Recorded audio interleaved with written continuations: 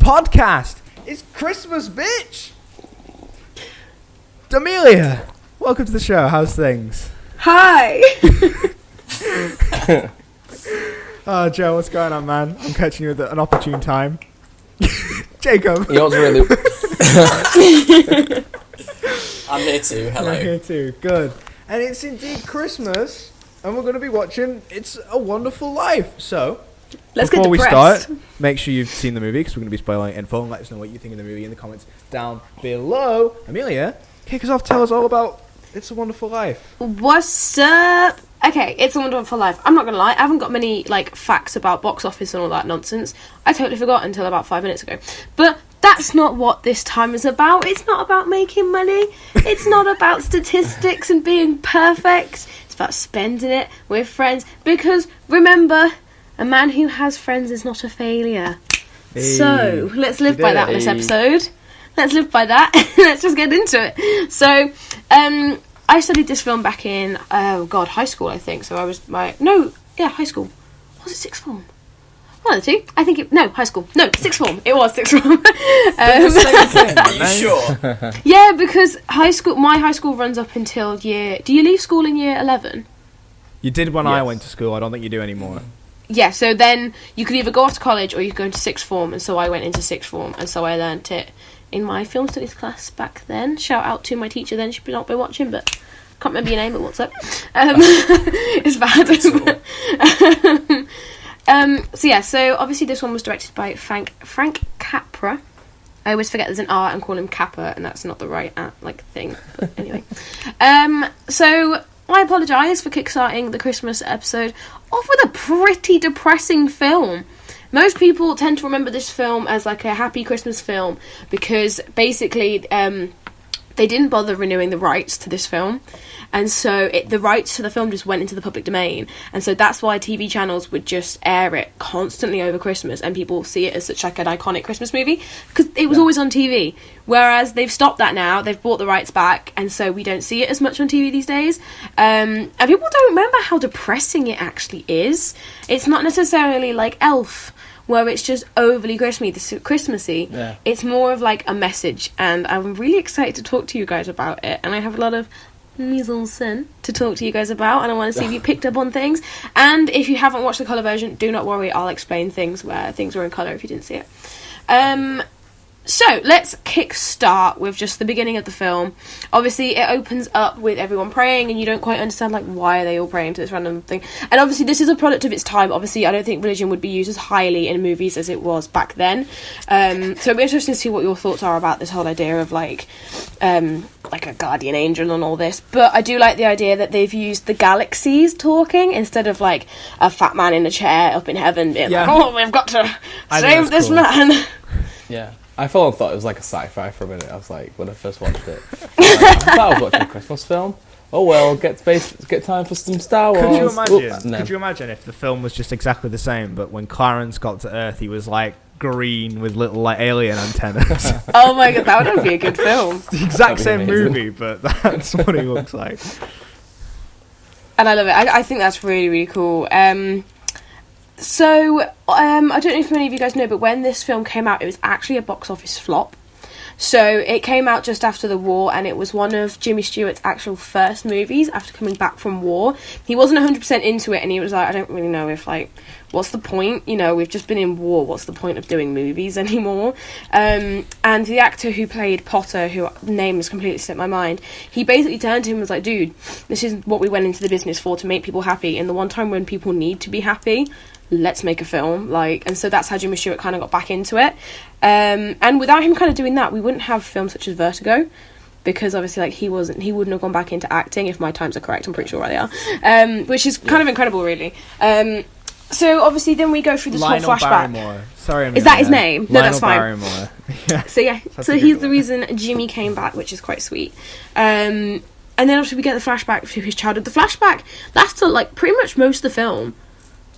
Watching his life and that. You'd think it's just going to be kind of short, but it's not. It's a long film. It's 2 hours and 10 minutes. Yeah. It's a really weird structure, because when you think of it like that, it's funny actually. I realised this film has a lot of similarities with Vertigo.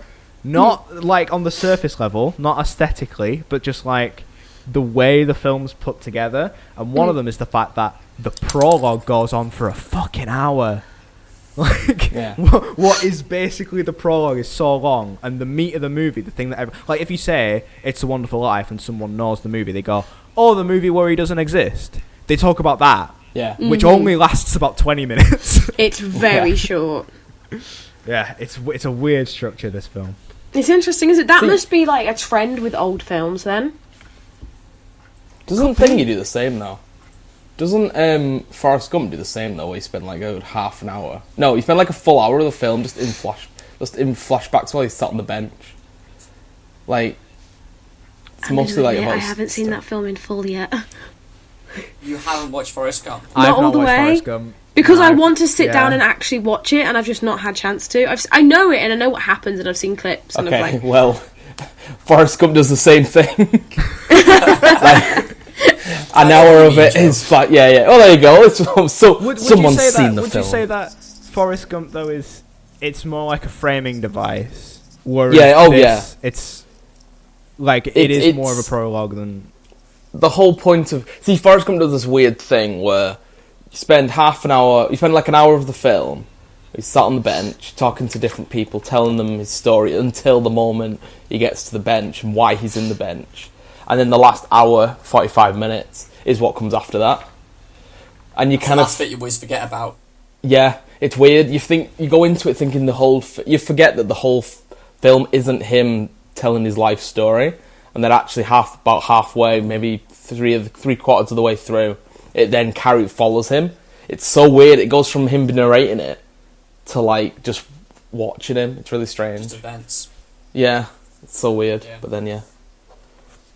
I'm going to have to sit and watch it now, aren't I? You have to. It's good. It's a good film. To be fair, it does seem like a good really interesting film. It's a really good film. I mean, you'll cry. I've stood next to the boat. You know, the boat. I've been. What's it called? Oh, I don't know what it's called. Oh, no, it's named after the girl, isn't it? Yeah, what's her name? Oh, God, what's her name? I can't remember, but it used to be in Disney Jenny, Springs. yeah, that's it, yeah. Jenny, yeah. Sure it did. Yeah, because the restaurant, the Bubba Gump restaurant's based on it as well. The Bubblegum restaurant? No, it's called Bubba Gump. Oh. Because it's the shrimp business he starts in the film. It's a whole thing. You need to watch the film. Watch the film. It's a good film. It's good. Maybe we'll cover it one day. Link is in the description if we do. No, I'm joking. Can we add like a link? That's like extra work. How long in the future might we cover Forrest Gump? Sorry, future Sam. 2026 Sam's got to come all the way back. Oh my god, I'd be impressed if we all can go that long. That's incredible. So before we carry on as well, a little fun fact that I've just remembered actually from when I was researching this. So do you guys kind of know how the story itself and the making of the film kind of happened? Have you kind of researched it yet? I assume with studios and cameras and money. Yes! That's a good answer, Joe. I like that. Do you know what it felt like to me? It felt like an attempt to either fix, but that might be a bit cynical, or at least modernize for the 40s, A Christmas Carol. That's what it does felt feel like. like that. Yeah, kind of. Yeah, I can see that. It does. Like trim the fat from A Christmas Carol, add a lot of your own fat, but also make the message a little bit, better and more relatable to. I think that's what it feels like. That's what it feels like. Well, the author may have got the idea from A Christmas Carol, but basically a guy called Philip Stern, who has also loads of other names in his name, but I'm calling him Philip Stern for today because he's got too many names in his name. He basically wrote a short story, and he could not for the life of him get it published. He went to every publisher, and they were just like, no, this is shit. And so what he did instead was he turned it into either gift, like a greetings card or a Christmas card. It was one of the two. And he basically sent it out to friends and family, and one of the actual producers on the film, David Hempstead, actually got hold of one of these, like, gift card, it's not a gift card, greetings card with the story in it, and he was like, I actually really like this. So he bought the rights to the film from the author, couldn't get it off the ground, they just couldn't do it, and so they went to Frank Capra and basically said, look, we bought this for 10 grand, you said that you were interested. Do you want to make the film? We'll sell it to you for 10 grand. And he was like, yeah, go on then. And so that's how the film actually was made, which I find quite interesting, considering like it just seems like they were all a bit like, yeah, okay, go on then. You wouldn't get that today in film, I don't think. Yeah. See, there is something else that kind of is like that, started that way. That's kind of how South Park became a thing. Oh, really? Heard this? Yeah. So the two guys, God, I can't remember either of the names. Matt Parker and Trey Stone, or that's the one. Trey Parker and Matt Stone. It's the four names. Matt they go in Trey. the same. Yeah, Matt and Trey. Yeah. They made like a little shitty animation using paper where it's like Santa beating up Jesus or something, or they're fighting. And it's called they like, did the it Spirit in, like, of college, Christmas, didn't they? Yeah, they did it, and then they sent it out to like a bunch of friends as like their Christmas card, and then it got like passed around loads, and then this producer saw it and they're like, "Hey, let's make this into a TV show." And that's the basic. That's so cool. It's a similar kind of thing, actually. It's so them very Christmas similar. cards. Moral of the story is send out Christmas cards if you want to get your film made. Basically. Just send them to the right people. There you go, sorted. To Mr. Spielberg, Happy Christmas, love Joe. It's just a full script with that written on the top. Merry Christmas. Don't read too much into this, but read it. Draw me a Christmas card. Produce it. That would be actually hilarious. Please do that. So one of the original actors as well that was going to play the role of George, oh god, my headphone just shot across the screen, was actually Cary Grant. Have I said that right? I think I have. Yeah, I think so, yeah. And basically Capra was just like, nah, fuck that, I want Jimmy Stewart, and he basically rewrote the whole script, but having Jimmy Stewart in his mind, and so changing different things, I'm guessing like mannerisms and things like that. James Stewart, by the way, Stewart has a very similar character in this. The way he acts as he does in Vertigo. The way he wants to deal with any situation is to grab someone violently and shout at them. That's his idea of A, problem solving, and also romance. Want to get with someone? Yeah. Just grab them and shout at them until they agree to kiss you. Dating advice with James Stewart.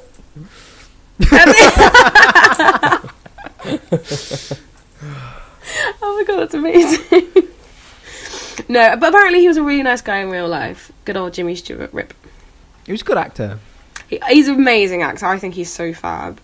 It was also Donna Reed's first ever film, so she was the one that played Mary, the wife. One of the original actresses who was going to play her was Ginger Rogers. And because I have to say Ginger Rogers, Fred Astaire, then I know which one's in which. And a lot of other different actresses, but they eventually went for Donna Reed. And this is the most crazy fact I've heard. I love it if it's true. But apparently, so she was from Iowa, and then she was always like, oh, I'm a country girl. No one believed her. And so apparently one day they just brought a cow on set. And Frank Capra was like, right, I'll give you $50 if you could milk that cow. Apparently she just milked it. And then apparently in an interview she said it was the easiest $50 I've ever made.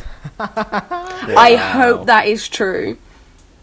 Where did he get a cow from? I want to know. Did he just make some calls, know some people, and be like, hey man, you've got a cow, can I borrow it? Like, what do you need a cow for? Try and bring it down to the studio. Like, hey, wait, who made it? Who made this film? Do we not Frank see who Capra. It was called Liberty Films. They made 2 films by Frank Capra and then went bust. Oh yeah, the weird bell one. Yeah, the bell dingling. Fair enough. But I think their stuff was then bought by 20th That was because an angel Fox. was getting its wings. There you go, fun fact. 42 bells ring throughout the film. 42 angels. Oh, nice. There you go. I don't know who sat and counted that. It wasn't me. There we go. What? That's the meaning of life. 42. Whoa. Whoa. Really? You've seen Hitchhiker's Guide, Amelia? Yeah? No? Oh my god! Do you know why? Because we were made to watch the first half in some lesson at school, and we were all sat there moaning and not really wanting to do it because we wanted to watch. I can't remember what the other option was, and so I've had him worse. Probably. So every time I hear that film, I'm like, ew. But it's probably a really good film. Right, at some point we're watching Hitchhiker's Guide. Spoiler. That's fine. I will happily. Oh yeah, heads up. Love that. So some more little, because I didn't realise I actually wrote down facts. So I've saved myself here. So the town of Bedford Falls, so it's basically, it was all a set. I remember when I first watched this film, I genuinely thought they just found a street and filmed on it, but the whole thing's a set. All of it? Yeah. That's the impressive. whole of Bedford Falls. And so basically, I've written down, it was 3 blocks long. Fucking Oh, hell. God. So that's quite big. Yeah.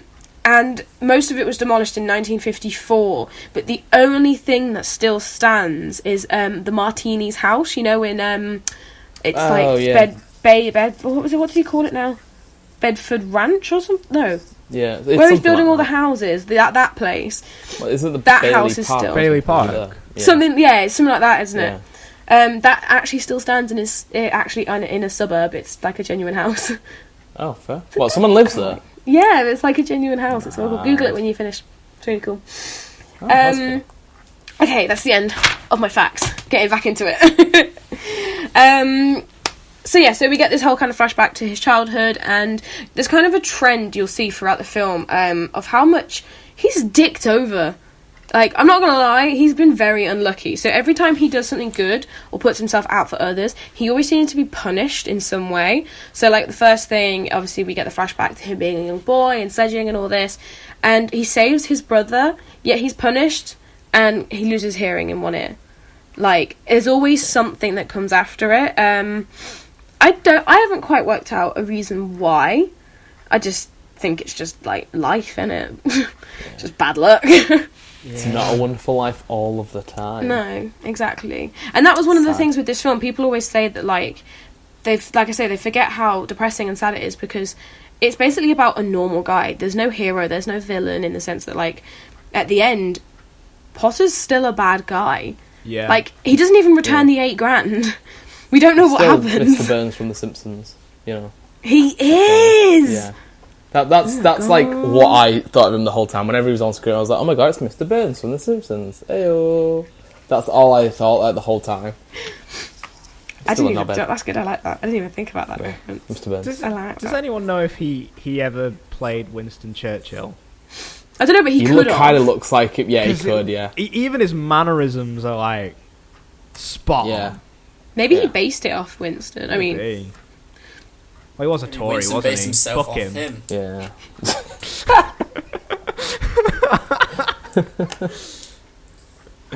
There's politics. Oh god! I was going to say, I knew they were going to come up at some point in this podcast. There it is. Amazing. Oh When god, is the election? UK. It's in like a 12th? stating this. Is it?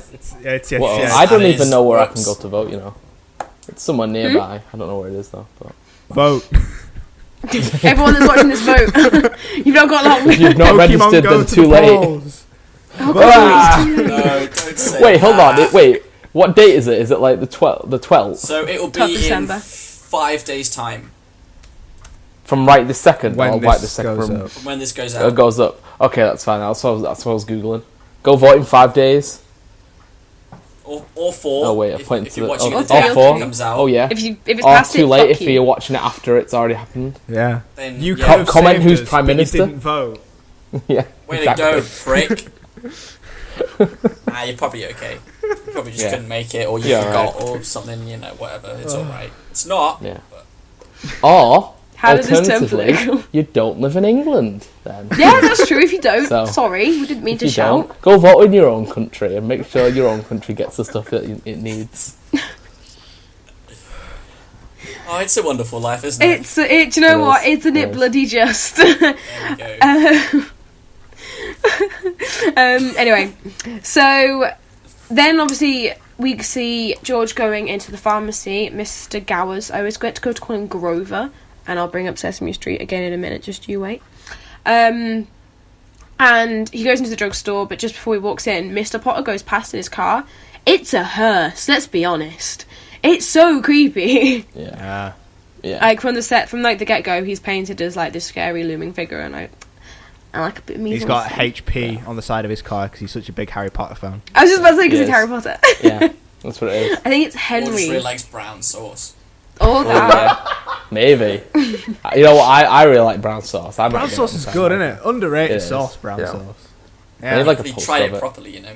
What? I've never tried it. You never tried? Whenever someone says, never do you want tried brown sauce? sauce? I'm like, yeah, but I know I like red, which is just ketchup. Why do they call... You know when you go and get like a bacon something or other, and they say, oh, do you want red or brown sauce on it? And I go, red sauce is just ketchup. Call it ketchup.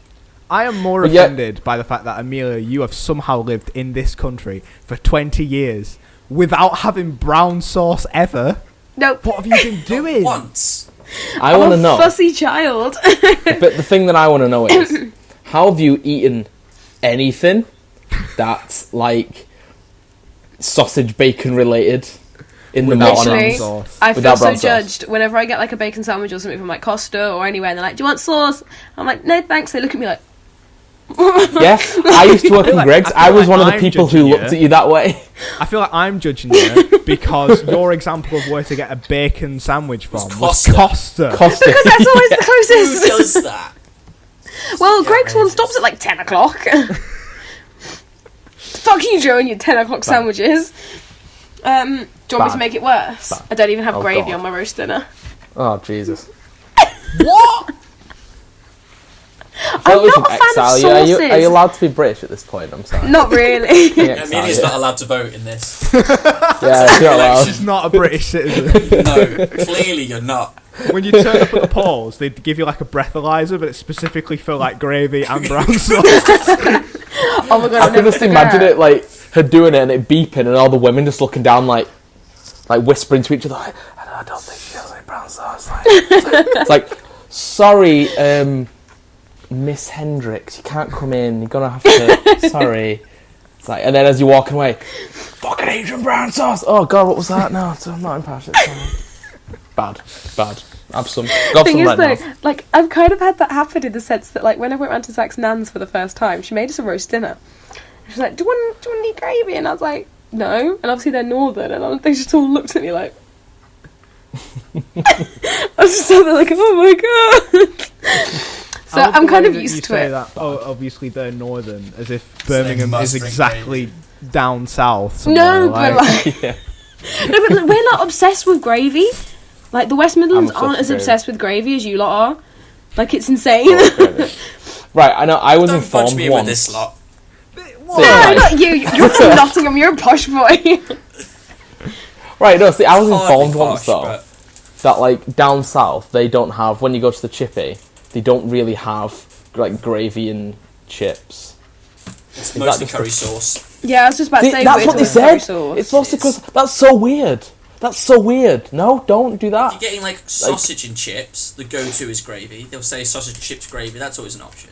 But if it's just That's so chips, they're more like, yeah, the gravy's fine. But if they say, "Oh, do you want curry sauce?" before they ask if you want gravy, That's so weird. Like you'd get weird looks if you just got curry sauce on your chips. Like my It's chips. nice though, curry sauce. it's and all chips. right. It is nice, yeah, but like it's Gravy's not better. the norm. Gravy Like is I don't know better, yeah. anyone who gets curry sauce on the chips, just curry sauce. I Like, did once because the chippy I went to ran out of gravy. I mean, that's fair enough. That's fine. In that It situation, was fine, I suppose. but I amped myself up for gravy. I was like, "Oh, I'll have cheesy chips and gravy, please." And they went, Oh, "I haven't yeah. got any Oh, gravy." And I was like, bad. Thanks for joining us on the Outtakes Chippy Podcast. What are our orders? Do you know what I find weird? Where we're going to go Bovril. through every chippy in Britain and rank them objectively best to worst. You know what? That wouldn't even be a There's bad. a spin-off. Like, I would do that. Yeah. "Oh, do it." I'd do that, man. Haydock Supper Bar represent. That's my number one. Been going there since I was Genuinely could born. Do that, you know. Okay, Can we call it "It's a Wonderful Chippy" considering it started in this episode? Hey. Yes, we're gonna be doing it. Doing it. It is. It is one. To get the certificate to put behind the counter and everything. I mean, that would be an honour. It would. It would. It would. I feel like we'd be going Oh, forever. boy. There's that many chippies in the UK. I can't even remember where I was. Mr. Potter had just ridden in on his horse. Oh yeah. That's Oh yeah. it. Because the hate. Bruh, we're here on my notes. I have this many pages. So if you guys want to sleep tonight, no, I'm keeping it really condensed, so don't worry. then obviously, so we're introduced to the Mr. Gower's drugstore, and you see how kind of upset he is, and he doesn't seem to be in the right frame of mind. We then meet Mary and Violet. Now, for those of you who watched it in colour, you'll have noticed that Mary is wearing a blue dress and Violet is wearing a pink dress. Now, this is used throughout the film. They are always shown as complete polar opposites. Mary being seen as, like, just a standard girl, nothing kind of too overly feminine, if that makes sense, compared to Violet's pink, new dress, hair. At one point, she's even wearing a dress that is covered in feathers. Bird. All links. She's basically seen as just a female. Like, even when, like, there's the point where, like, you know, when he goes out for a walk and he bumps into her, and he's like, oh, what are you doing tonight? And she's like, oh, I'm doing nothing. And he's like, let's go and swim in a lake and then walk barefoot up a mountain. She's like, oh my god! Like, she's genuinely disgusted by it. So it kind of just paints the two of them as complete polar opposites, and I kind of love that, to be fair. So, and also, like, to the point where she calls him, like, Georgie, and she's like, you're gonna help me down? And Mary's character's just sort of like, are you for real? What the fuck are you? Like, she's so fab. Have you noticed, by the way, there's a weird thing, and it's just speaking about Mary has reminded me, there's a weird thing in old movies where when they do a close-up on the pretty female lead, they always seem to shoot with, like, a really soft focus. Yeah. Every time. Really obviously, it's eliminating every blemish and line and just making the skin like it's the beauty filter that we have on phones now, but like as a cinematic technique. But I always find it really weird to look at when they just do the close-up and it suddenly becomes like, because it looks like a mistake to me now in 2019. Yeah.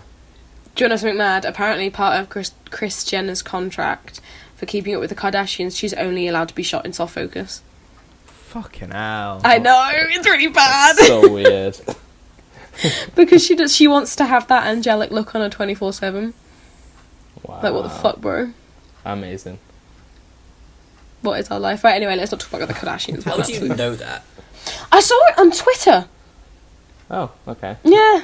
That's a good answer. Yeah. I remember thinking, like, bro, you were old. Just take it with a pinch of salt. You know?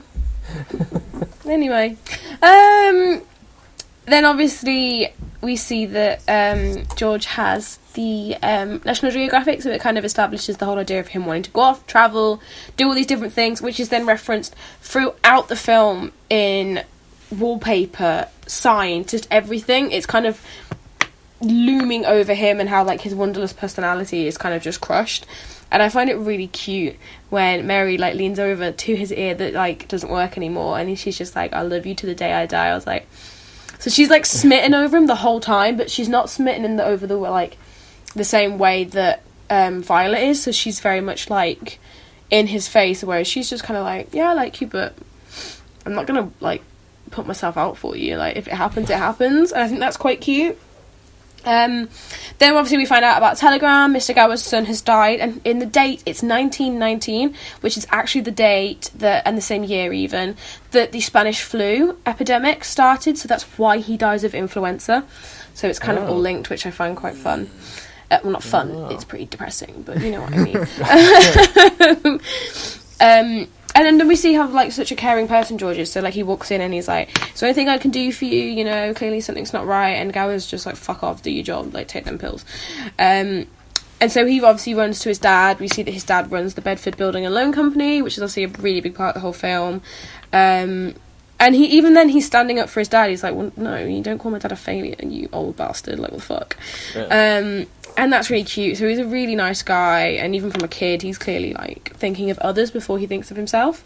Fun fact, again, about when... So, you know when Mr. Gower is, like, smacking him, and he's like, why the fuck didn't you take those pills? Yeah. Apparently, again, I'm not sure how 100% true this is, but on set, the actor that played Mr. Gower actually was a bit tipsy.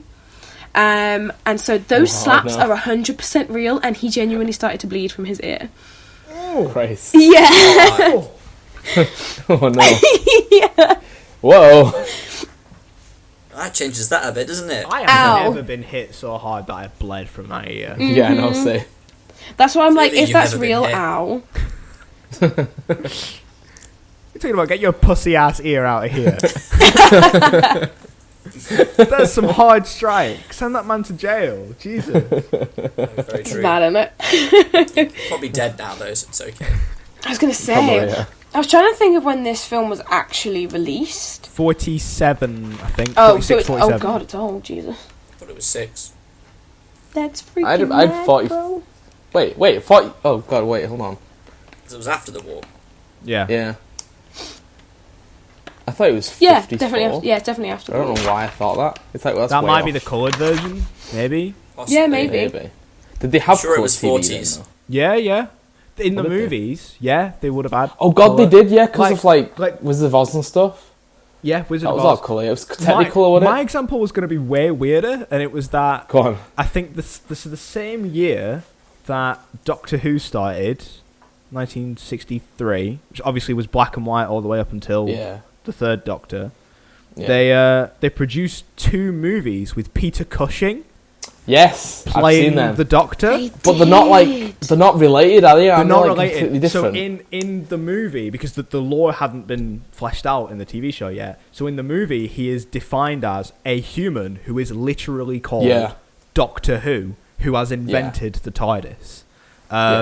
It's Doctor as well, isn't it? Like DR rather than the DR. word Doctor. Yeah, it's Yeah. really weird. So there's a couple of Dalek movies, and they're all in colour, despite coming out basically as the William Hartnell stuff was airing. So yeah, it's still have technology. Weird. Do you want to know something mad and kind of depressing that you've literally just brought back for me just by saying that?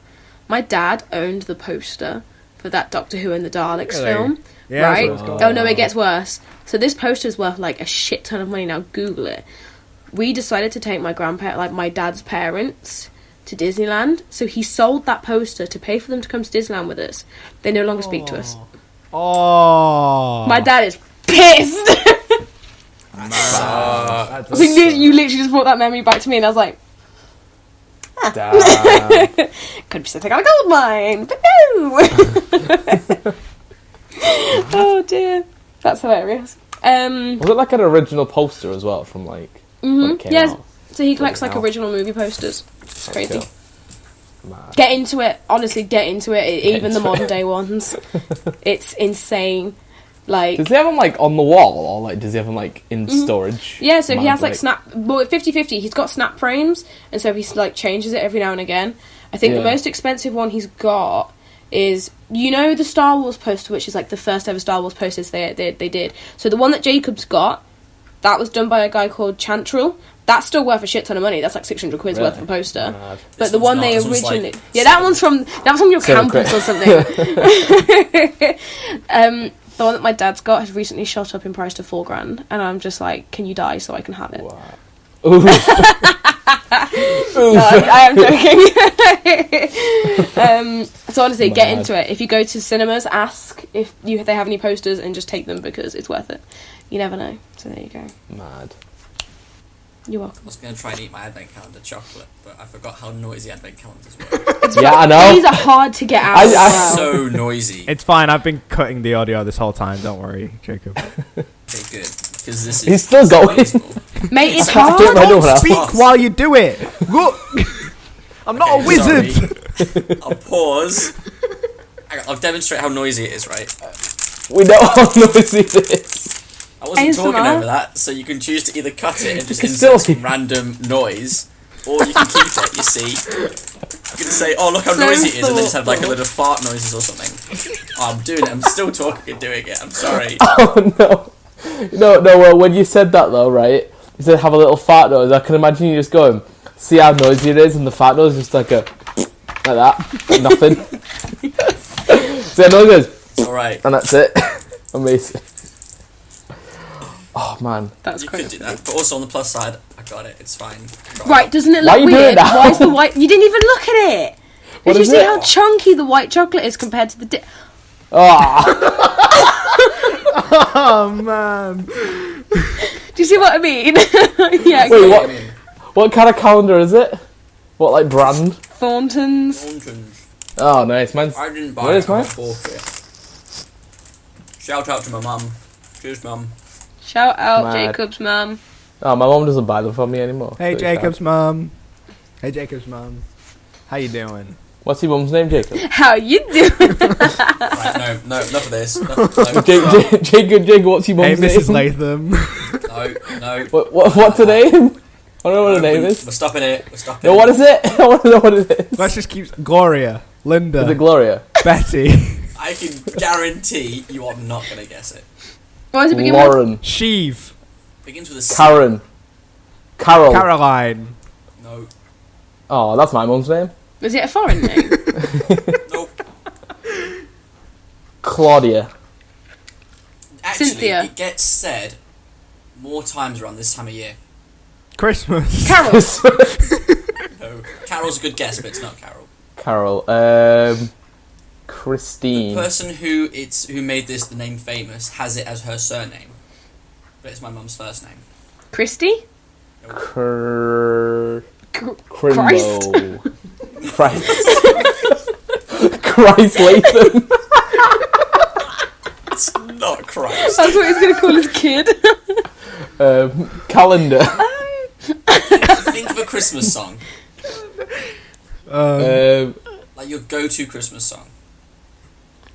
Bing Crosby? Mine's probably All I Want for Christmas. Mariah Carey. Is it Carrie. Carrie? Carrie. Is it Carrie? Carrie.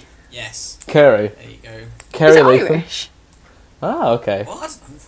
Is it Oh, not it just sounds Carrie? Irish. And no one's Is it told her Carrie? that she's pronouncing it wrong. No, it's definitely Carrie. It's Carrie. definitely Carrie. Carrie is wrong. Carrie. I like Carrie is it. right. Carrie. Does Oh, she get okay, annoyed Jacob's when... mum. Wait, hold on. Wait, so do people make, like, Mariah Carey jokes and she gets annoyed by it? People get it wrong, or no, they just get her name wrong a lot. Well, just because I know that it annoys my mum because whenever she's like, oh, my name's Caroline. What do you think of when you hear the name Caroline? Sweet Caroline. Yeah, I know. She hates that song because of that exact reason. Oh, And my bless mate, I remember my mate, whenever he comes to mine, he just comes in and sings that to her every single time, without fail. So, you know. Oh. But yeah, there you go. Hi, Facts all about my mum. Outtakes mums. How you What's doing? everyone else's mum's called? We've known mine and Jacob's now, so we need to establish everyone else's mum's names. Lynn. My Lynn. mum's Sarah. called Lynn. Lynn and Good old Sarah. Sarah, Lynn, Carolyn, and Aw. Carrie. The Outtakes Aw. Mums podcast. We're going to go through every mum ever made. Oh my god. That sounds like a mad. bad idea. Wow. Oh, in fact, can we take this moment just to say hello to Kat, who's probably going to be watching this next Sunday. Hi, Kat! Hi, Kat. I just remembered she watches them, doesn't she? Get So- well soon, or Yes. have already gotten well. Yes. In the Be future. healthy. Get good. If you're already Get healthy, good. continue. Good. No, not like you cut that. Get good scrub. That was bad. Get good. Oh, Oh God. dear.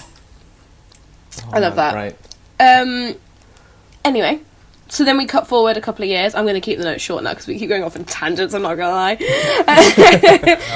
Okay, so basically it cuts to George as an adult. He's buying a case and we see that Mr. Gower has repaid the favour and he's bought him a case, which is quite cute. So he's really still thinking he's going to go off travelling. He's thinking, I'm going to go off and see the world. We bumps into Violet on his way out and we see that she has not changed. She's exactly the same. Still, you know, pretty and... well, I meant to say voluptuous, but, like, that's weird. Voluptuous. That's not the word I wanted. Like... Like, voluptuous just means, like, large. It's just a nice way of saying fat, basically.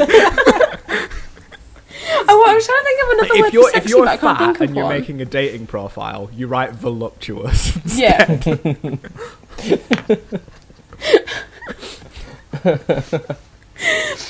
Wow.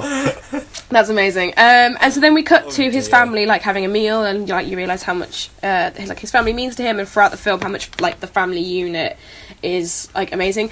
And we're not going to skip over it. What did you guys think when you saw Annie, Oof. the maid? It's a little outdated, I'd say. Very outdated. Yeah. Oh yeah, I was That's gonna some of say the it's a bits that little annoy me in outdated, this film. but it's One not just black little. character works for a white family. She's basically a mammy character, isn't she? Let's be honest. Yeah. Like, it's very much... Bambi. Mammy. So basically, yeah, have you guys heard of the Mammy? But you didn't say Bambi character. No, so yeah, it's the mammy stereotype from movies. Basically, for those of you who are watching that don't basically know what this means, Google it 'cause it's really interesting. There's loads of really interesting videos on it. But it's basically the way that black people would only be portrayed as this, like, I don't know if the word motherly is the right word, but always the cook, the cleaner. Basically, they're always slightly bigger as well. They're always just like this big woman. Tom and Jerry used it. You'd only saw her feet. She was a mammy character. Often they have to be like funny in some way as well. Yeah. They've got to be sort of loud, and it's based off really old like stereotypes. And, yeah, it's not good. It's not. No. I just thought that there's no point brushing over it. It's history. It happened. We might as well just talk about these things. Yeah. So like I say, if you do find this interesting, there's so many videos on the internet. Go and have a look. I've watched so many, and it's really interesting. You got to learn from these mistakes, otherwise, they happen again in the future. So totally. Anyway, so then you hear her. There's a lot of foreshadowing. George basically goes, "Oh, the old Bailey boarding house," which is ironic because when we skip forward in the time, and he says, "I don't want to live anymore," his parents' home actually becomes a boarding house. So he's saying it as a joke, like, "Oh, it's the family boarding house." Like, no, genuinely, if he didn't exist, she'd have to like let the rooms out to people because there'd be no money, which is really interesting. I don't know if anyone else found this, but like, I missed that bit of foreshadowing because a lot of this movie is people talking over each other. Yeah, no, I get that. Really old microphones, and it's actually really hard to keep track of what people are saying sometimes. Mm-hmm. Oh, I only noticed that the second time I watched it. Even I was like, "Oh shit, he says that." And like you say, unfortunately, I think that is, like you say, a lot down to the technology of the time, which is sad because certain things do get missed. Yeah, like it's like watching this show sometimes. But yeah, it's a full budget movie. God, we are bad for that, aren't we? Bless us. Oh dear. So then basically we go off to the dance, and it's all very cute. Fun fact for you: so that whole scene with the swimming pool and the dance floor is real. It was 100% new for the time, and it's genuinely in a school that's in the Beverly Hills High. People did that? Mm-hmm. Wow. So basically, it still goes in and out. Yeah. It's still used to like do basketball games, and then it'll open up and they'll do the swimming. Still to this day. I was like, that's some Thunderbirds ass technology. That ain't real. Thunderbirds, but the other way around rather than pool coming open. It was. Yeah. I love that. I don't know. Every time I saw that, I thought to myself, they have to refill that pool. Surely. Yeah, I imagine so. What the fuck? How rich are these people?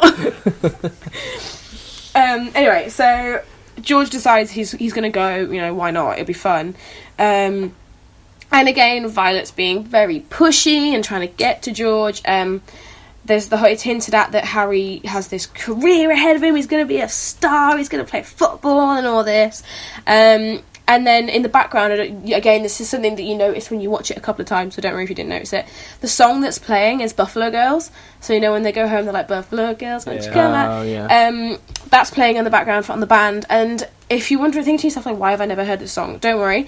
Basically, it was from Vaudeville acts. So have you guys ever heard of Vaudeville? Sure. Yeah. No? So back in the day, what they did was a lot of, your Gene Kelly's, your Julie Garland's, all these people were discovered from Vaudeville acts. So Vaudeville was basically a show, it's basically like a Britain's Got Talent. It's just basically loads of different acts doing loads of different things. A lot of it would be young kids singing songs, trying to get famous.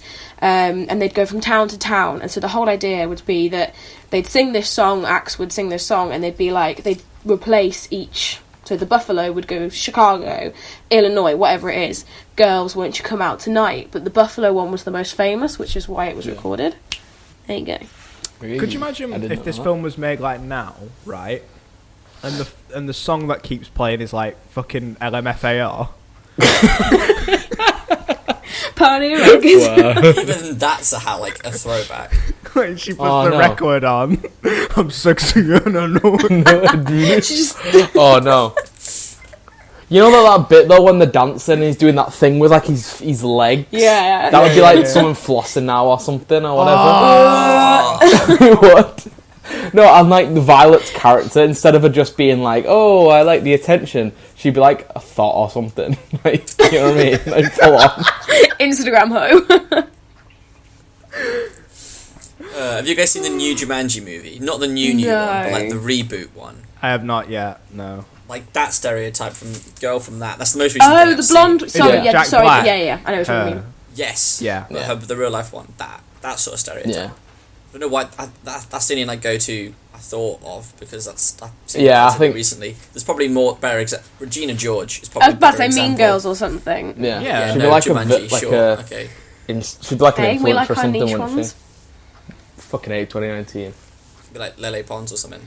Oh. She pops up every now and again on my Instagram recommended, and I'm just like, how does this woman make money? Like, for real? Like, we're a lot funnier than that. And Oh no, be Belle Delphine. Make it be Belle Delphine. Put her in it. It's a Wonderful Life. Which one's that? Hey man, I'll sell my fucking bathwater. I've got no shame. if people are buying, I'm selling. All right. Man. I'll sell foot pics. Isn't that a big thing as well? I swear that's a thing. It's like, if someone's thought about it, it's a thing. It's a thing. Yeah. Yeah. Probably, yeah. Anyway, that's rank. Let's get off that subject. It is like a mad time. God. These people in this wonderful life of theirs had it easy. Just saying. You know. No. But yeah, it's a wonderful life. It's a wonderful life. Very good. So yeah, we had the Charlestown contest, like you just said, and he looks very lanky doing that whole knee thing.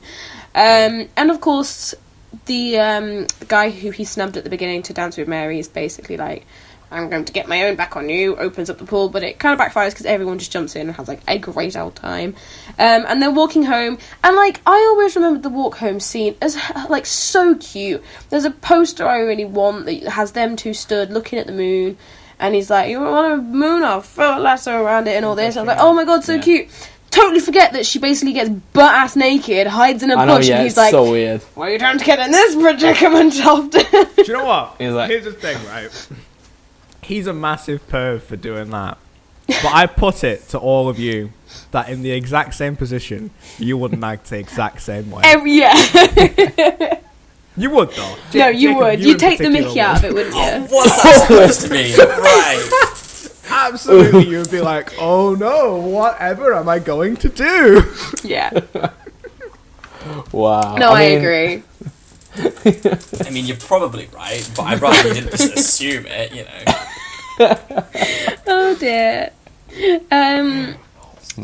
And so yeah, he says that line where he's like, if you want the moon, I'll throw a lasso around it. And I just thought that was hella cute. And then obviously we see the old home. Another fun fact for you today. So, you know when he's like, if you throw a rock and it breaks a window, then you get to make a wish and it'll come true. So, hilariously, so this is again an actual set that they built and everything. So, they hired a marksman. I know about this. Have you heard this? This is utterly ridiculous. So every time they threw a stone or whatever, if it didn't have to hit, the marksman would shoot the window. But basically, Donna Reed used to play baseball, I think it was, back in school. She hit it first time. Wow. And everyone was like, oh. And I can just imagine the marksman just being on the side like Like, cheers. just throwing his gun like, oh, well, need to shoot something.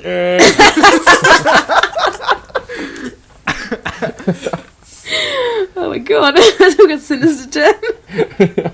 Crazy man with a gun. That's the moral of that story. Now on to a stroke. So the dad has a stroke. Oh, yeah? Yeah. That. So the dad dies. And he basically... So George Bailey has to go down to the office. And I find this really interesting. You'll notice that whenever the father's picture is in frame, he's always looking down on George. So he sat there, and just behind him is the picture of his father, and he's kind of going like that down at him. It's hella cute. Google it, you'll see. And so he's like, well, I'm going travelling, so, you know, I'll look after it until Harry comes back from college, and that's about it. Fun fact for you! So, did you know that Jimmy Stewart also went to college? Can you guys think what he would have studied? Acting? No, it's hinted at slightly in the film. Astrology. No. Astrophysics. I can see why you'd say that. So, you know in the scene... Geography. Shh, I'm guessing! You know... Law. You asked, I was... You know when he Arts. comes home and he destroys something in the living room? It's hinted at there as to what he studied. No, not archaeology. No, architecture. Yeah, he did an architectural degree, which is why it's really interesting that he's obsessed with like building and all that kind of stuff in the actual film. So yeah, he got a degree in you said archaeology like you did, architecture. And then Harry comes back and he's like, "Psych! I got married. I ain't coming back." And that's very much a visual metaphor with basically like George stood there with a train. But he ain't leaving. He is going nowhere. You know, there he's like, oh, the 3 greatest sounds in the world are ship chains, a plane engine, and a train whistle. He doesn't get any of it. It's very ironic. That's one sheet done. Right. Nice. Very dramatic. Right, Sam, right. Have you had the same fucking pie this whole time and you're eating it? Like, Is you it know egg how custard? some movies Is it an might egg have like custard? continuity errors. Someone take a bite and then it will cut away and they kick another, then they take the same bite amount again. of Yeah. custard. What is It's a it? custard tart, isn't it? It's a custard Custard tart. tart. Listen. Oh man, I God's love them. greatest You know. creation. Custard I love them tart. so much. They're beautiful. Boy, Oh man, I had Yeah, that. Zach Oh used them man, when man, they're I going used out to of get them Actually, from me all the custard time. tarts are available, but often they're not as good. Not spun. They're amazing. Sell them in Greg's. Yeah. That was good though. Yeah. So in case you want to go, just saying. Oh my god. I don't work for them So anymore. presumably- One though, which is So really presumably sad. you've had more than one because you take a bite, go off frame, and then you just pick up a different one and then He just got 4 ones with bites in the bites out takes of one them bite of each. on his desk, lined up. Amazing. I'm so glad David didn't notice that because I'd have probably found that very trippy. What the cake? What the egg? The custard? Yeah, because like I probably wouldn't have said anything, and I'd just been like, Just looking at it like, where the fuck has he got this? "What the fuck?" Didn't he just eat that whole thing? I guess not. Nah, there's a little bit left. Watch it'll reappear. Yeah, he puts it down then the whole one back.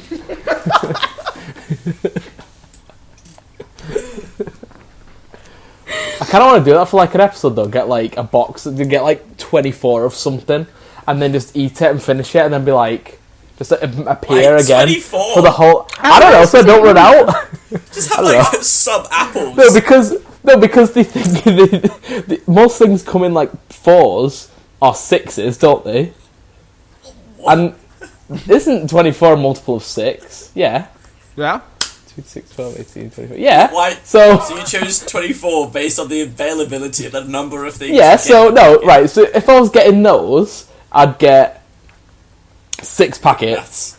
And if they came in something that came in 6s, I'd only need 4 packets. It could be 30. It could be 23. It doesn't He's have to right be though, 24. because a lot of things come in multiples of 6s. See? Like Jaffa Choose 12. cakes. Jaffa Why cakes not are choose 12 in a 12? pack. Boom. There you go. If you choose 2 12, Yeah, exactly. that's the And same. you get 2 packs that's in a not box. 4 and 6. 20. Right. Most things come in 24 as well. Jaffa cakes, 12 in each. You get 2 in a box. 24. 24 right Jaffa there. cakes, yeah. Boom. So just saying. As long as you understand your logic, that's fine. But I Get do crisp. not. There's 6 in there. 6 packets of crisp. Or if you get in the big packs, most of the time it's 24. So just saying. I could have done marketing. You know what I mean? Like, I know my way around a Tesco. Welcome to the Outtakes Snacks Podcast. Honestly, we're starting a lot of subplots. I love it. Every snack in the world history Oh of my god. mad. Every confectionery item in the world. Ooh, yes. That would we'd be like God. old if we finish if we finish that. And very round. Well, it's fine. We'd be Our kids can voluptuous. take over. It's Voluptuous. fine. Voluptuous. Hey! You'll be rolling us into work each day. Oh my god. Oh my god. Like Violet Beauregard. Speaking Oh, of you know, Violet, I was just thinking that. That's Ayo! not Violet. Violet is the squirrels. Oh yeah, it is because right. Violet, it's right. you're turning violet. Please, Daddy. No, that's No, Veruca don't. That's Salt. Veruca. That's Soul, Veruca yeah. Salts. Ah. Veruca. I haven't watched that film in ages. Veruca, that war. Who calls their kid that though, for real? What? Who calls their kid Veruca? Yeah. Pretty bad, that, isn't it? People who want their kid to be bullied call their kid Veruca. Yeah. Yeah. I'll let them fall into a fucking bin for nuts. You know. Guess. Isn't it like trash or something? I can't remember. In the Johnny Depp one, comes out covered in trash. Johnny Depp one, it's the nut hole. Oh yeah, yeah. I didn't even mean for that. Wow. Was it children? Stop. Nut hole. This is where you nut. And then in the Gene Wilder one, isn't she a bad egg? Isn't that what happens? Oh yes. Yeah, something like that. She's with the golden goose. Yeah. Yeah. Oh well. Ah. Oh my god. It's What's a wonderful better, life. eggs or nut holes? You vote both. Comment down below.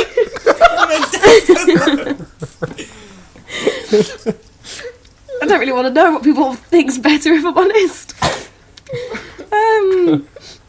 Right. Oh boy. Let's get this done. Oh my god. No. Oh god. Okay. So there's a party scene and everyone basically goes and it's all amazing.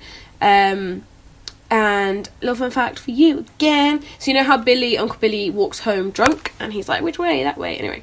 So there's a crash, isn't there? And he's like, oh, sorry, I'm okay. So that actually wasn't in the script. Basically, a stagehand knocked something over, but the actor kind of like was still in character and he just went, oh, don't worry. But Frank Capra actually gave that stagehand $10. He said because it was the best bit of sound design he'd done. So there you go. Oh man, that's very good, isn't it? That's not bad, is it? Thinking, holy shit, I'm going to get fired. So I thought that was quite cute. Was $10 a lot in 1940, whatever? I imagine it's probably about it's 50 quid now. Yeah. I imagine it's probably about 50 quid or something now. Which is, yeah. I mean, I'd say. I'd pay 50. I'd accept 50. Considering he was Christmas probably on stuff about, what? Probably like £5 for the day to today's standards. He probably wasn't on a lot back then anyway. Yeah, probably not. Oh, rip. And so he's mopey and sad because he's got to take over the business, and so he's like, I'm going to Mary's, but I'm not going to Mary's. And so he goes around, and there's like this whole scene where they're just being awkward because he's mopey, and she's put like on a nice dress, and she's playing the music, and she's drawing him a picture, and she's like, and he's like, no. And he basically kind of gets jealous over the fact that their friend Sam from New York calls. You've also skipped like one of the best lines of dialogue. Oh, go on. Where when his mum convinces him to go, he says something like, "All right, bye, mother old pal. I'm gonna go and do some passionate necking." Oh my god, yeah.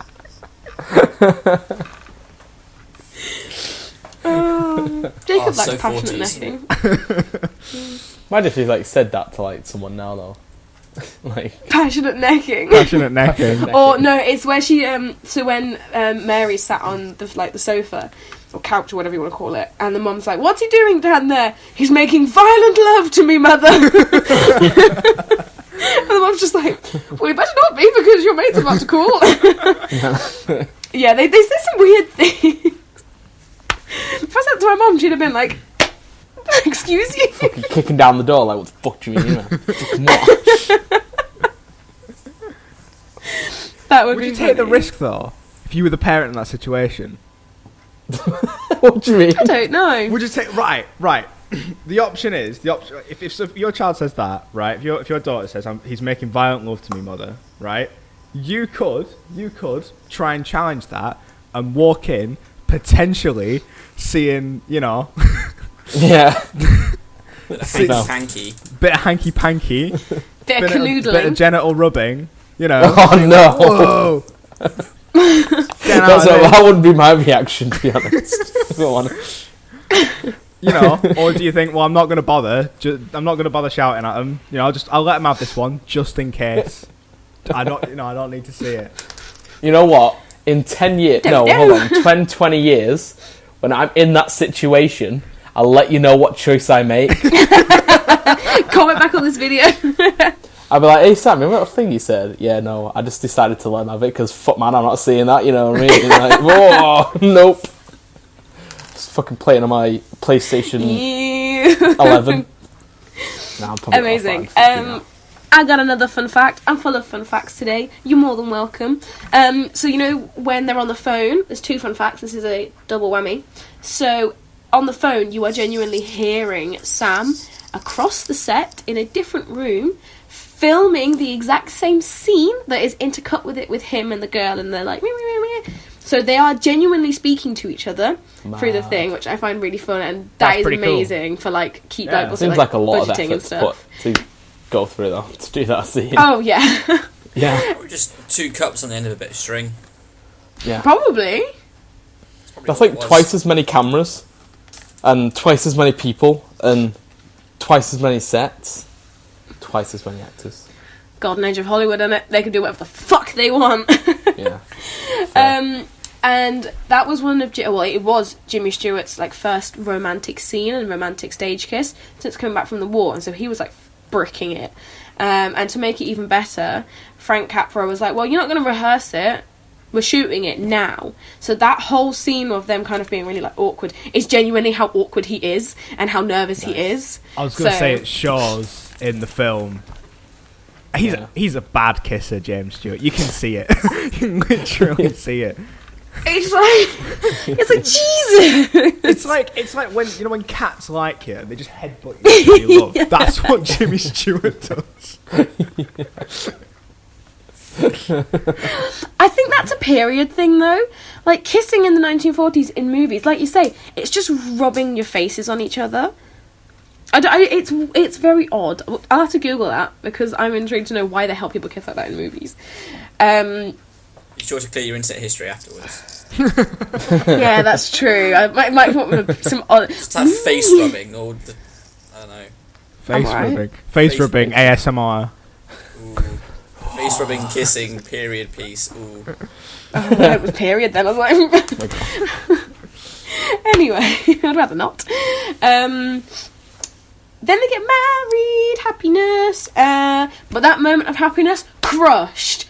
Welcome to the Great Depression. So the banks close in, and he's like, he completely misses his honeymoon because he decides to give out the monies.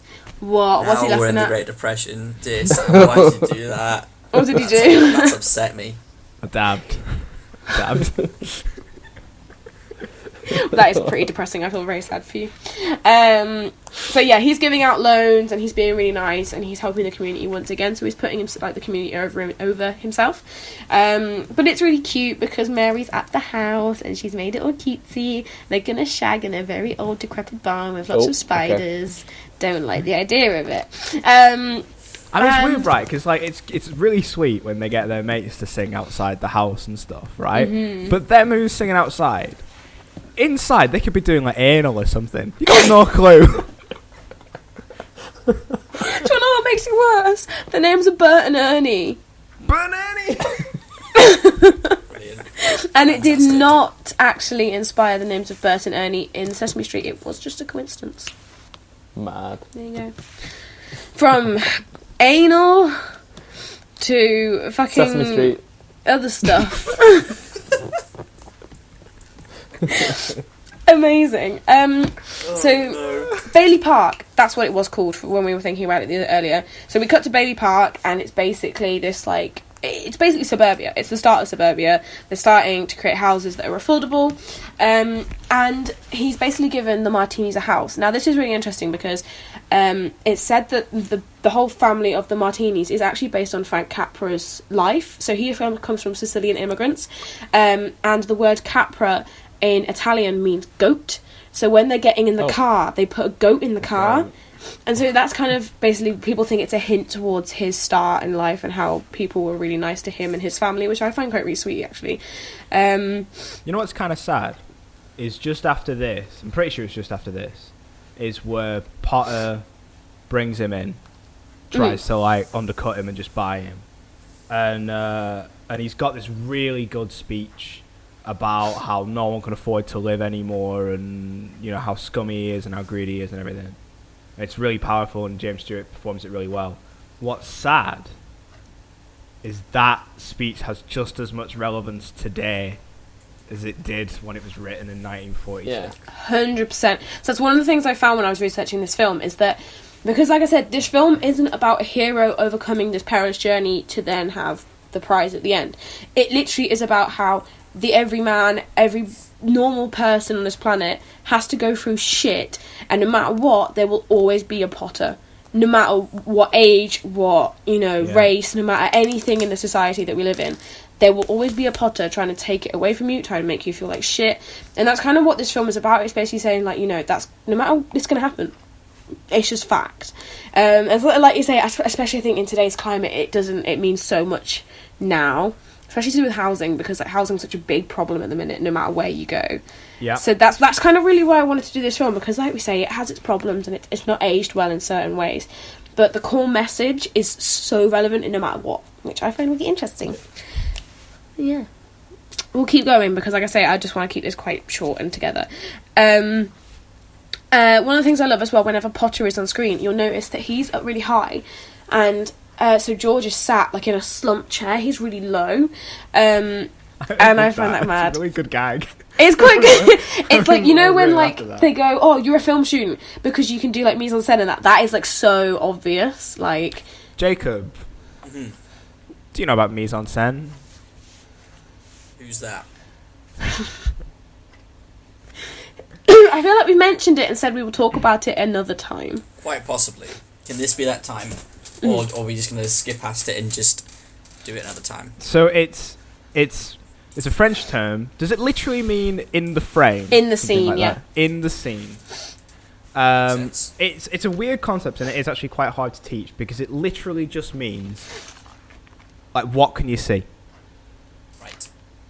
Like everything that's in the frame, so the characters, what they're wearing, how they're looking, where they stood, what they stood around, what's in the set, what colours are in the set, what objects are in the set, what can you see? Because everything, when you remember that films are productions and man-made things, everything has been put there for a reason. There's a chance that reason is just a budgetary thing, and it's just something that's put in there. But that is still something you can read into the production of the film.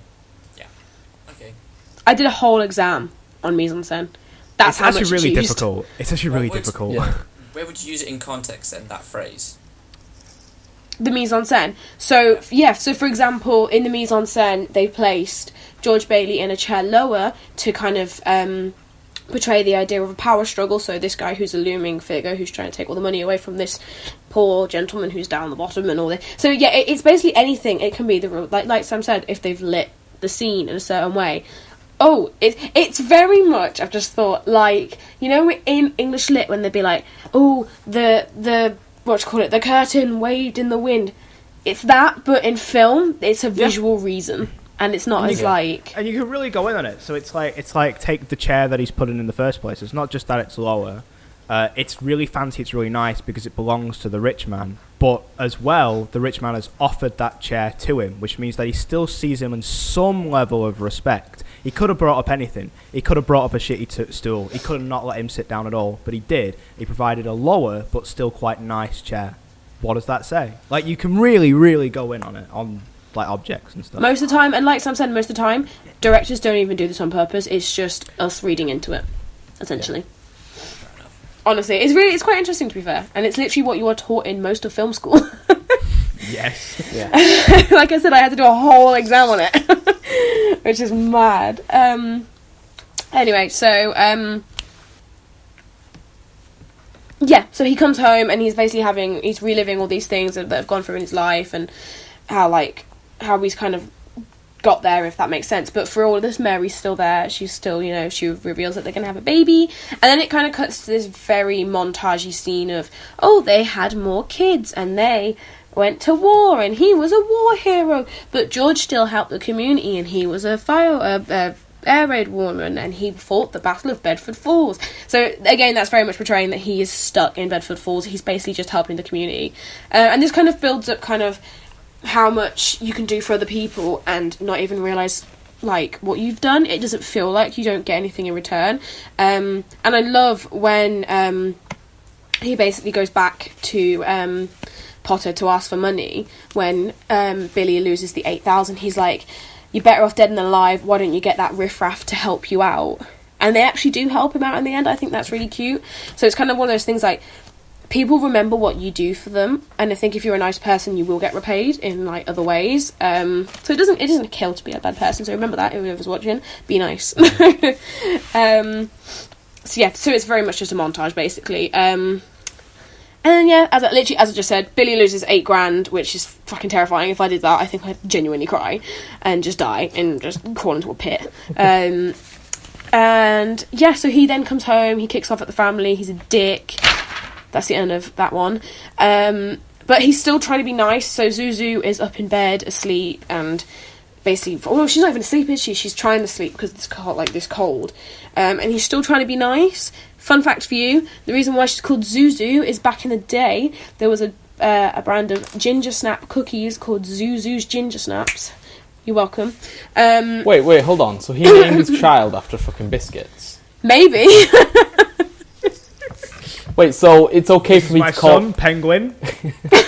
This is custard I'd like you to cream be... over here. I'd like to meet my son. His cousin Robin. Club Bar. Oh dear. I'm going to call mine Kit Kat. I hope I have twins. This I'm is gonna digestive. Say hi, digestive. No, I've already got my son's name ready now. You know, it's gonna be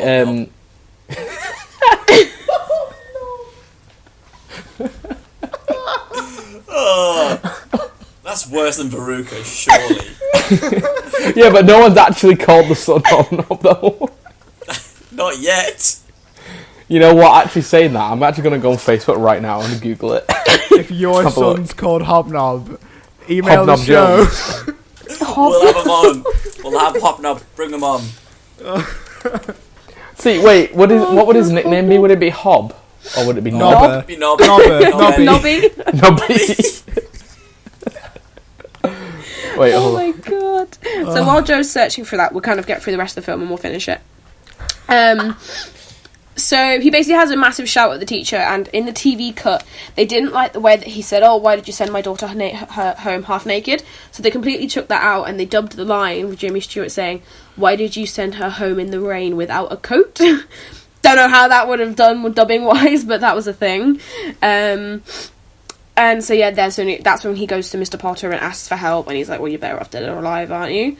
So he goes to the Martinis, and you know that scene where he's like praying to God, and he's like, "Oh my God, like help me! What the fuck do I do?" He genuinely started crying in that scene, which is why it's so fuzzy, because Frank Capra was like, "Holy shit, he's crying! Zoom in!" And like that's why it's so fuzzy. Yeah, it's good though. It's really good performance in that. Yeah, amazing, isn't he? Really good. And then of course he gets punched by Mr. Welch. Then he goes to the bridge, he crashes his car, and he's like, "Bruh, I'm gonna yeet." He doesn't. Clarence jumps in. His car into the bridge. No, he CTK. into a tree. You guys remember that song? I don't I care. crashed my car into the bridge. Yeah, There okay. you go. I was gonna say, I thought, oh my gosh, no, did I not say tree? Right. Problem with this plot. Mm-hmm. Well, just with I guess with the idea of suicide. So Clarence is sent down because he's an hour away from killing himself, right? This is predestined. The angels, they know this. He's an hour away from killing himself. Definitely gonna kill himself. So he's gonna chuck himself off the bridge. That's how he's decided he's gonna kill himself. So Clarence chucks himself in so that he will dive in to save him, which means he was gonna be fine. Yeah. I thought that actually. It went into the water either way, so... He was gonna be fine. Like, would he have just... Also, again, James Stewart diving into water to save people. Again. Oh, God, I know, yeah. Really loves Man water, likes doesn't he? water. Maybe it's in his contract. Maybe. Is that how he breaks his leg? He was like a champion diver. He just has to show it off. See, I mean, maybe. I thought that when I was watching it. I was like, well, he's just fucking gone in the water anyway. What if both of them drowned? I know one of them's an angel anyway. Move. What if he's assuming that George Bailey can swim? What if he can't? We know that he can because he saved his brother. He can because he's been watching him. Exactly. Oh yeah, true. I suppose. Yeah. He's been watching the same time How he we does. know. Okay. He's been Yeah. watching the movie. So he's like, oh right, he could swim when he's a kid. It's fine. I mean, I can't swim. Well, no, I can swim. But I feel like if someone was drowning, I feel like I haven't got the upper body strength to pull them out. No, I'm the same. See, the thing is, because it's like, it's winter and it's rapids and everything. And I think if you're going to try and kill yourself like that and the fall is not going to be fatal, even if you really want to die, your instinct will just kick in. It's like how it's really difficult. It is really difficult to drown yourself because at a certain point, you get to the point where you're like, absolutely not. Back up. Yeah. So, it's a scary way to go, don't drown yourself. Don't do it. Yeah, don't drown yourself. But he was going to be fine. He was going to be fine. He would have been fine. I reckon that scene from It's Always Sunny. I've only watched a couple of episodes of that. Suicide is badass.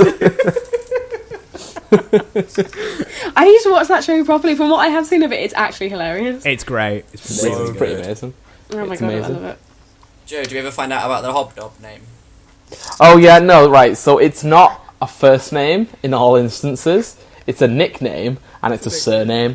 So here's some examples of the surname. Mr. Hobnob. There is Mr. Hobnob. Yeah, there's a Mr. Hobnob, Mr. and Mrs. Hobnob. If they were rich, they'd be the Hobnob estate.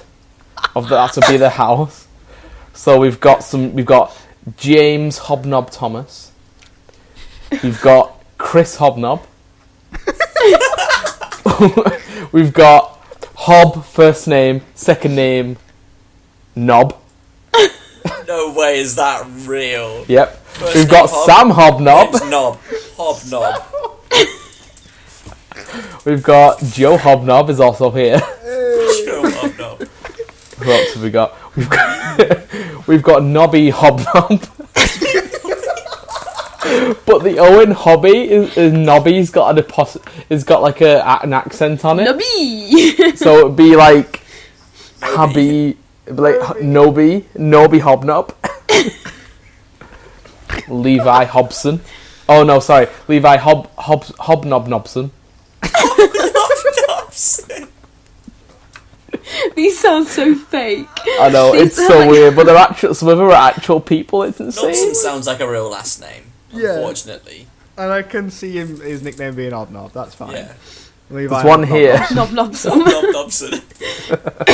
There's one here that's Pinkus Hobnob. No. Oh no. Nokia Hobnob, that's another one. No way is that one real. Not a chance. Hobnob. These just sound like profiles that 12-year-olds made in like 2007. See, weirdly, a lot of them are actually they're like, where are they from? Are they active? I don't know. Should we find out if which one was it? Should we find if Nobby Hobnob is active? Nobby Hobnobson.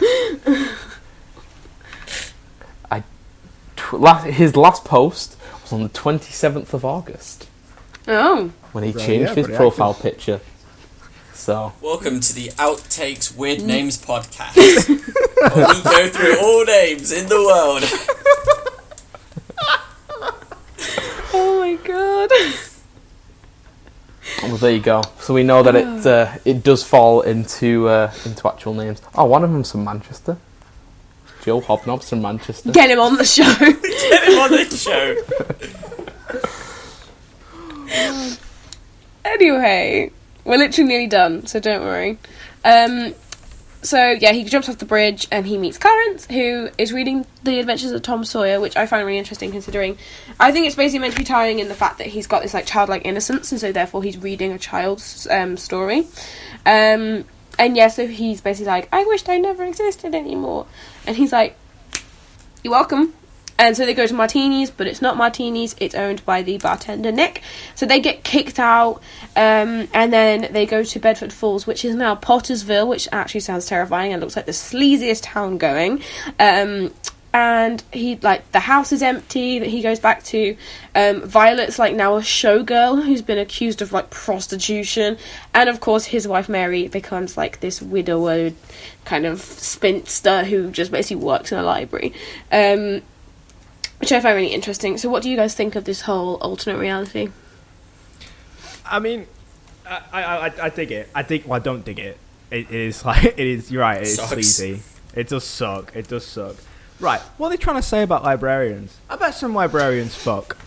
That's what I saw in all of my things. It was like, oh, okay, so if you work in a library, you're basically like a spinster who just like didn't get the man, therefore she has to go into like solitary confinement and read books for the rest of her life.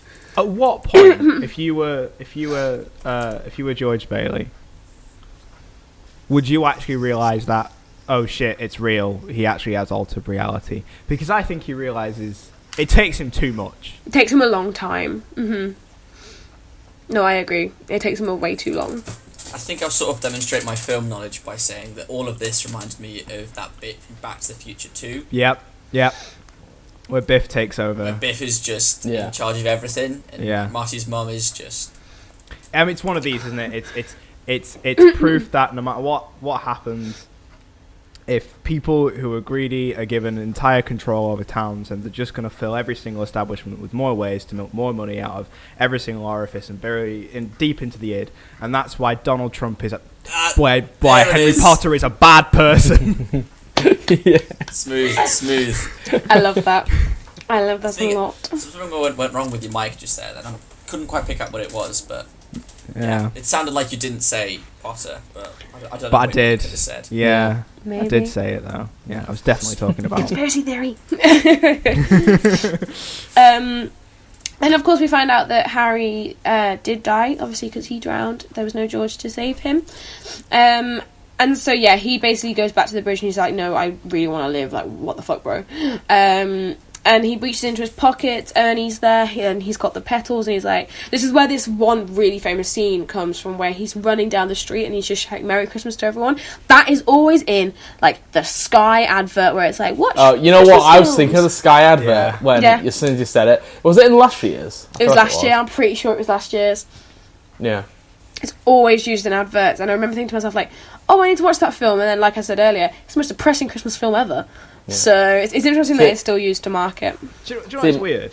Right, I always seem to forget the ending of this movie, even though it's like what makes it the meaning that it is. Because every time that he starts screaming and shouting and being happy about all this stuff, I watch him and I go, yeah, but you're still a criminal. All those bad things, you still have to deal with. Yeah, even Potter's like, oh yeah, well, a Happy New Year in jail. He just doesn't give a shit. That's quite funny. One thing as well, I've just remembered that I saw in my research, you'll notice that in most of the scenes with Potter and his like henchmen, they all dress the exact same. Yeah. Don't know why. Also, as my god, I can't believe I missed this. I totally missed this. But you know how Uncle Billy has a pet raven? Yes. That's Jimmy the Raven, and he was used in other Frank Capra films.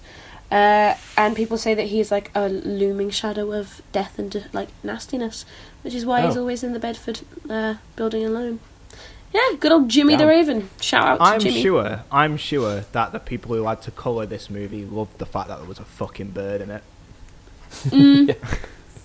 Yeah. I'm sure they were thrilled. See, when do we know when this was actually coloured? Was it like soon after? Or fairly recent, I feel. Was it?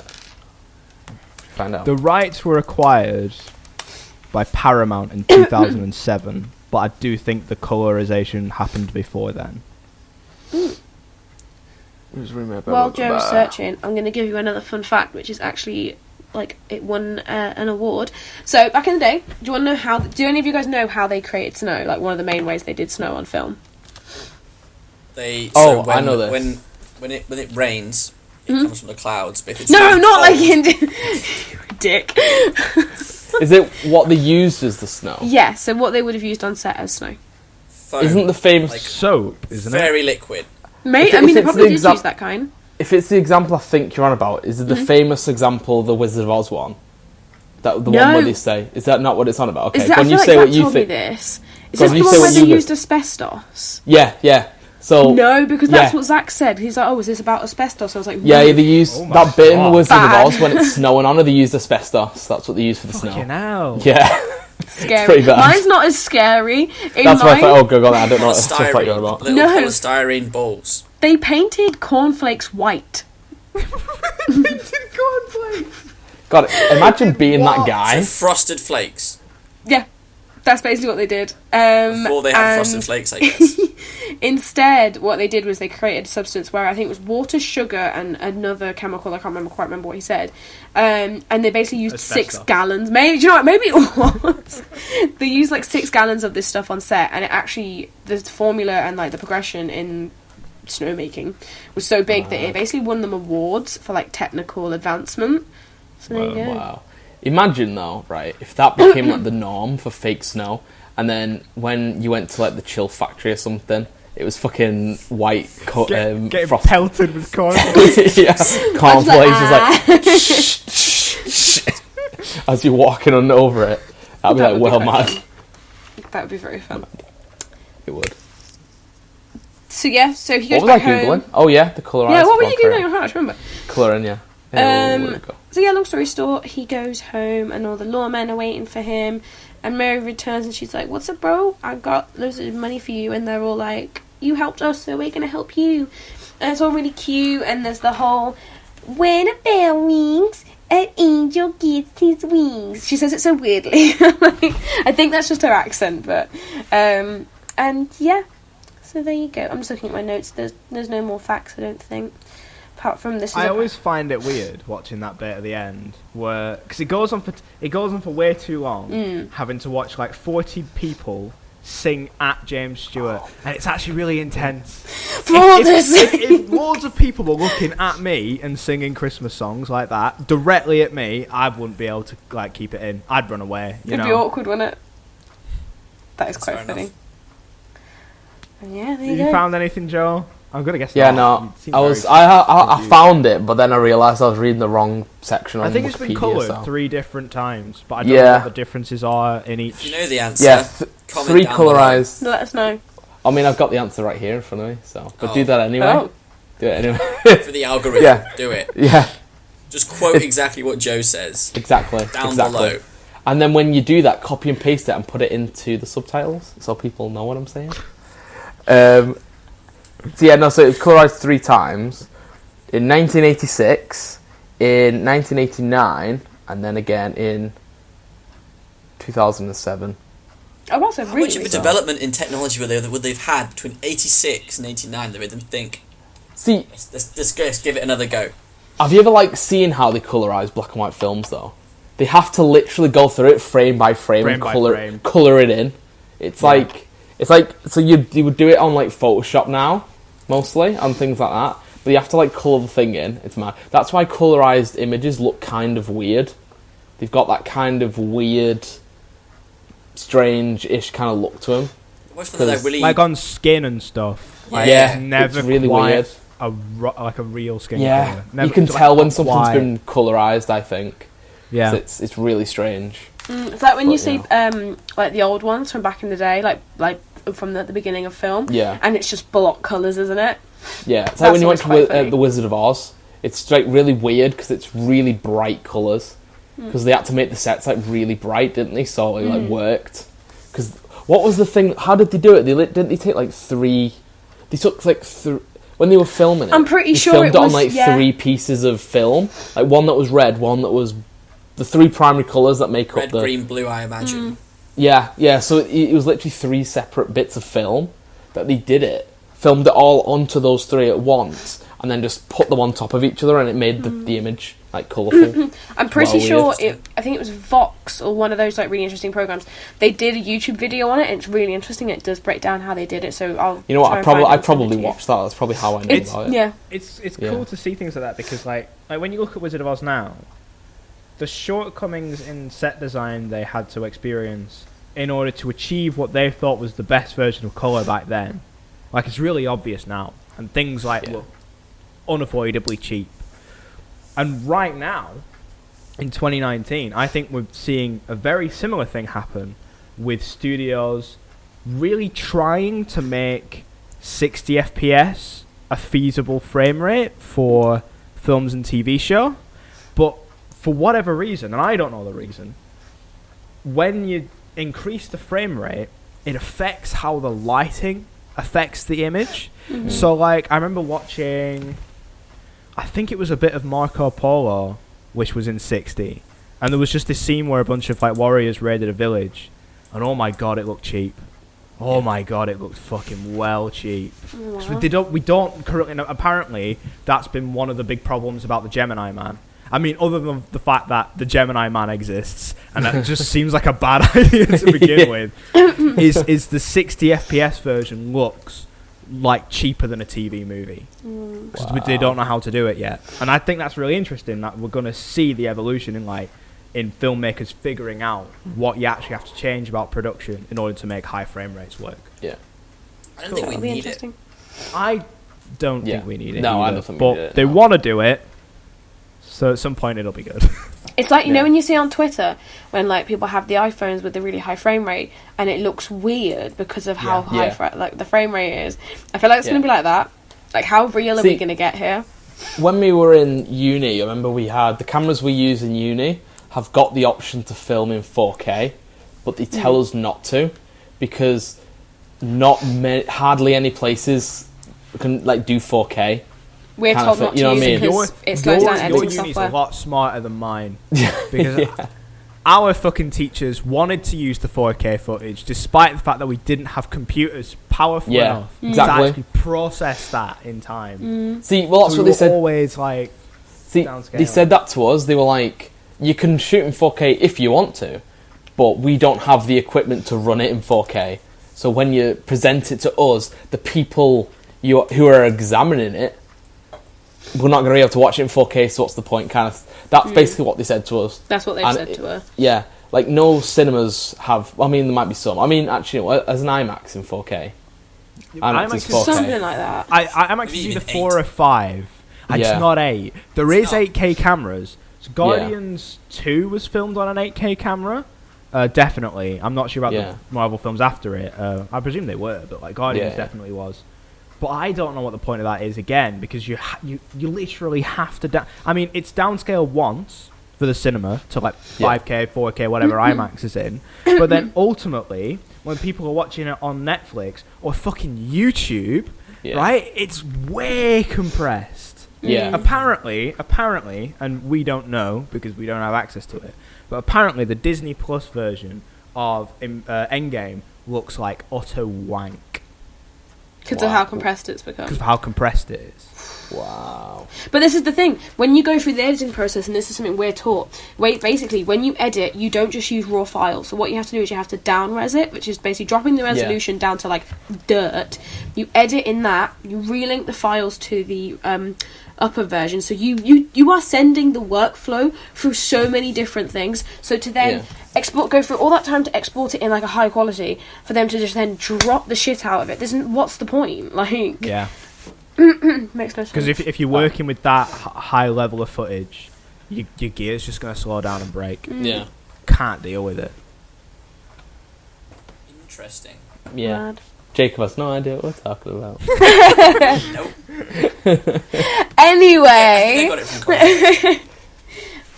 We'll do some scoring instead, Jacob. You know what you're doing there. I know how to do scoring. I know Yes, that. indeed. That brings us to the part of the show where we're going to go around and give our final thoughts on It's a Wonderful Life. Oh, keep that in. And we're all going to give it a score out of 10. And then I'm going to use maths to give it an overall score out of 100 and see where it ranks on our list of the best to worst movies of all time. Amelia, start us off. Hello. So yeah, you've heard me ramble about it for over an hour. You're welcome. Again, as we've said multiple times, I'm going to keep it short. I think this film is really relevant no matter when you watch it, the future, the past. It fits in with every single situation and with every single person's current situation in life, I think, as well. Again, like we've said, it's not a perfect movie. No movie's perfect. There's moments that haven't aged well. But overall, I think it's a really nice film. I love Jimmy Stewart. He's one of my favourite actors. And so, yeah, so partly because I like the film and it's one of my favourites, I'm going to score it high. But again, also because of, I think, like, a film with a message is always a good film. So I'm going to give this a 9. 9. Wow. Amazing. Jacob. So I definitely preferred this to Vertigo. As Sam was saying, I drew a lot of comparisons between the two, mainly because I saw the black and white one. So just when I was watching it, my first thought was, this is old. And that was... I mean, that's just what I thought. So immediately I was prejudging it for it being old, so I was looking out for all the sort of semi, almost campy sort of tropes that you get with old movies. But I still really enjoyed it. I thought it was good. It didn't feel much like a Christmas movie. But then again, there's a lot of Christmas movies that aren't really Christmas movies. Die Hard. Don't you be shitting on Die Hard. Saying no, it's a Christmas movie. Batman Returns. Christmas movie. Gremlins? Yes, they're Christmas. Anyway, Gremlins. My number. Yeah. I still thought it was good, but first time watching it, I probably have to watch it again to fully appreciate it. I'm going to give it a 7. 7. Excellent. Joe? So, like, this is one of my mum's, like, favourite Christmas movies. So we had... This was kind of... My mum does this thing where she has, like, a bunch of different Christmas movies that she watches, like, every year. So there's this one, and there's another one called The Holiday Inn, which she watches every single year, which is similar to this one. It's got some Who's in it? questionable... It's... Oh, you know what? It's someone who's famous, and there's a song... Oh, you know, the white... No, but you know the song, I think it's White Christmas, was made for Holiday Inn. Bing Crosby. Yes, that's the one. Yeah, He's good one film. of those two. Very good film. No, not Bill Cosby. Bing No, Crosby. Bing. Oh, right. Bing, bing, bing. Yeah, well, he wrote and sung White Christmas for the Holiday Inn, and there's a bit where they do blackface, and it's really awkward, and you're kind of like, but that's a different film. That's a different film. This is all about a wonderful life. Yeah, no, it's not great. I need to rewatch that film then, because I do not remember that. Yeah, it's really bad. And it's Bing Crosby who does it as well. Bing. So, anyway, yeah, so this was one of those films. So she had it in black and white, and she had it in colour. So I've seen it in both. This time I watched it in black and white, but I've seen this film so many times. And it's still kind of, like, you know, it's still a good film, I think. Christmas film, yeah. You know, it's actually only Christmas in, like, the last hour or so, half an hour. But That's also sort of when the movie starts, though, so it's fine. What was it? Yeah, true, yeah. Yeah. But, I enjoy it, so I'd probably give it, like, an 8. Just purely because it's, like, nostalgia, and it's a Christmas film, and, you know, you've got the lines where he's running down the street, and it's something you can just sit back and watch and chill and not have to think about too much. So I really like it as well. It's one of these where it does have some unavoidable problems, and there's filmmaking issues. I do think the script structure and pacing is bad and wrong, but it's one of these where it's like the hour-long prologue does strengthen the results ultimately. So does it work? Yeah, but it shouldn't, but it does. There's editing things that I think are a symptom of, like, an older movie. I'm sure at least 20 minutes you could cut just from cutting shots earlier. Like, there's a bit where when they're in Bailey Park and George and Mary just watch this old ass car drive off all the way until it's out of frame, and then they turn around and then the scene starts. That could have been cut down by just having one cutaway of the car driving off, and then you can cut straight back to the important stuff. There's a lot of that in this movie where it could be fixed by editing. But it gets me. George is heartwarmingly nice. The message being, yeah, life fucking sucks sometimes. But if you just keep being a nice person, at some point when things are bad, people will be there to help you out. It's the message of we are not alone from The Breakfast Club, but just over 2 hours instead of 3 minutes. I'm not really selling this, am I? I'm going to give it a 7 as well, because it's got shortcomings, but it does get me, and despite not fully being a Christmas movie, it still sort of helps get you in the festive mood, and it's good fun. Yeah. Which gives us one of our good old-fashioned predicaments that we have to find an answer for. Okay. So our overall score is 77.5 out of 100, which means I need to ask everyone, starting with Amelia, It's a Wonderful Life or Memento? Ooh, okay. Now, I enjoyed Memento. I did think it was really good, and I think they're both very different movies. Both technically different, the story's different. But for me, thinking as both an audience and a viewer, like a critic from the critical angle, whatever you want to call it, I enjoyed It's a Wonderful Life more because I feel like I can just sit back and relax it. With Memento, I felt like I had to be on the edge of my seat, constantly trying to keep track. And sometimes you just want a movie just to kind of kick back and relax. So for that reason, I'm just going to have to say It's a Wonderful Life. Cool. Jacob? Yeah, I think I'm going to agree with you. Memento is a lot of thinking, and you have to like watch it intently to make sure that you get the satisfying ending that you're supposed to get at the end when it all comes together. Whereas with It's a Wonderful Life, you just sort of sit and you go, yeah, that was good. So I'm gonna say the same. Yeah. Joe? I'm just picturing Jacob finishing the film and it going off and him being like, yeah, Yep. that was good. And then it's like turn it off, watching something else. Like, hey, I enjoyed that. That was good. Yeah, no, I'm gonna agree again. I'm gonna put It's a Wonderful Life purely because I feel like Memento. This film you can watch, like my mum. You can watch it every year, and it's still just as, you know what I mean. Like, it's not something you have to have a break from, really. I mean, I'm not saying watch it every single day, but you can come back to it year after year, and it's still just kind of like, oh, I like that film. That's a good film. Whereas Memento, you can be like, if you watch it too much, the novelty of it, I feel, would start to wear off. So I'm gonna say It's a Wonderful Life as well. It's more simple. I'm really glad you said that because I was actually going to pick Memento and I didn't want it to go 50-50. Oh wow, that would have been really just because as someone who primarily specialised in script writing, I think Memento has a far stronger script. That was really honestly going to be my reason. Yeah. I just think it's a stronger script than this one, so I would personally rank it better. But that actually does mean that It's a Wonderful Life is the 5th greatest movie of all time. Well done, folks. Nice. Which brings us all the way around to the most important bit of the show. That's finding out what we're going to be watching next week. Jacob! Right. What are we watching? Hey, I'm excited for this one. There's a bit of an anticlimactic reveal, I feel, because you can probably guess. It's technically a Christmas movie.